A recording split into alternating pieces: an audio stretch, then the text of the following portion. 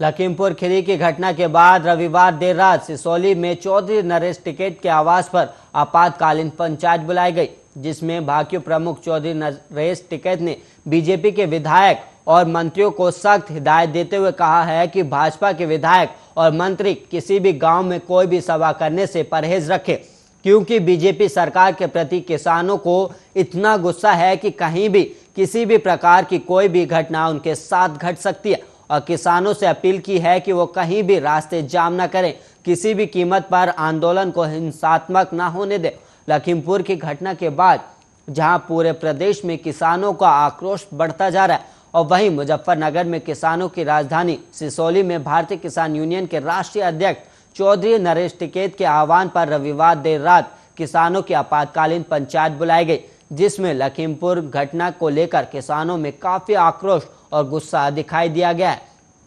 और किसानों ने लखीमपुर घटना पर सरकार से निष्पक्ष जांच और कार्रवाई की मांग की और पंचायत को संबोधित करते हुए चौधरी नरेश टिकैत ने कहा कि लखीमपुर खीरी की घटना से सरकार ने अपना अमानवीय चेहरा दर्शा दिया। जब सरकार किसान आंदोलन को नहीं कुचल पाई तो अब सरकार ने किसानों को ही गाड़ी के नीचे कुचलना शुरू कर दिया और सरकार ने यह घटना करके अपने ताबूत में आखिरी कील ठोक दी है। नरेश टिकैत ने कहा कि हम पहले भी कई बार बता चुके हैं कि जब तक किसान आंदोलन चल रहा है, भाजपा का कोई मंत्री विधायक किसी भी गांव में कोई भी सभा करने से परहेज रखे, क्योंकि बीजेपी सरकार के प्रति किसानों को इतना गुस्सा है कि कहीं भी किसी भी प्रकार की कोई भी घटना उनके साथ घट सकती है और आगे भी अगर भविष्य में कोई घटना घटती है तो ये सरकार और उसके नुमाइंदे स्वयं जिम्मेदार होंगे। और वहीं नरेश टिकैत ने आगे कहा कि किसानों और युवाओं को समझाते हुए कहा कि हमें यह आंदोलन आगे भी शांतिपूर्वक चलाना है और हमें यह ध्यान रखना है कि वो ये आंदोलन किसी भी प्रकार से भी हिंसात्मक ना होने पाए और इसलिए जो भी निर्णय संयुक्त मोर्चा लेगा हम उसी निर्णय पर आगे की कार्रवाई करेंगे और कोई भी किसान या संगठन किसी भी प्रकार की सड़क जाम और कोई अप्रिय घटना ना करे जिससे कि ये आंदोलन बदनाम हो जाए और सरकार के पतन के दिन नज़दीक आ चुके हैं और ये सरकार इस आंदोलन से बौखलाई हुई है और इसे वापसी का कोई भी रास्ता नज़र नहीं आ रहा है और सरकार के सभी हथकंडे फेल हो चुके हैं। इसलिए वो अब इस आंदोलन को किसी भी प्रकार से कुचलना चाहती है और हम ऐसा होने नहीं देंगे। इसलिए सभी भाई शांति बनाए रखें और इस आंदोलन को भटकने ना दें।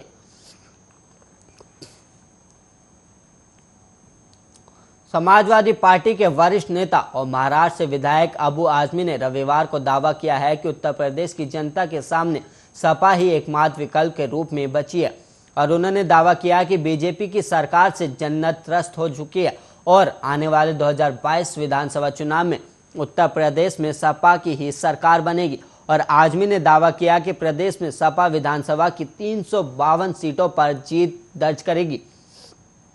और वहीं एआईएमआई प्रमुख असदुद्दीन ओवैसी के बारे में पूछने पर आजमी ने कहा, मैं ऐसे किसी इंसान को जानता भी नहीं हूं और उन्होंने रविवार से उत्तर प्रदेश में परिवर्तन यात्रा शुरू की है। और ग्रेटर नोएडा में सपा नेता संजीव त्यागी के आवास पर आयोजित प्रेस कॉन्फ्रेंस में आजमी ने कहा कि वर्तमान में प्रदेश में किसान, युवा, व्यापारी और नौकरी पेशा सहित सभी वर्ग भाजपा सरकार से परेशान है और सरकार की गलत नीतियों के कारण महंगाई अपने चरम पर है। जो लोग महंगाई कम करने का वादा करके सत्ता में आए थे उन्हें अब महंगाई नहीं दिखाई दे रही है।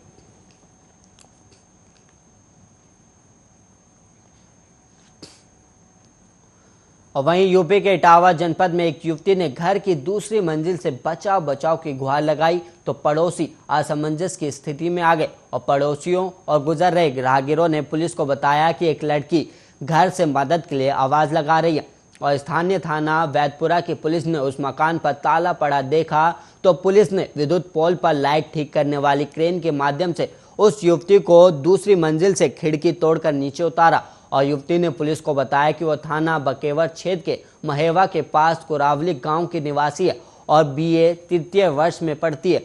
और वो युवती कुछ दिन पहले बैंक में अपनी छात्रवृत्ति को चेक करने के लिए आई थी।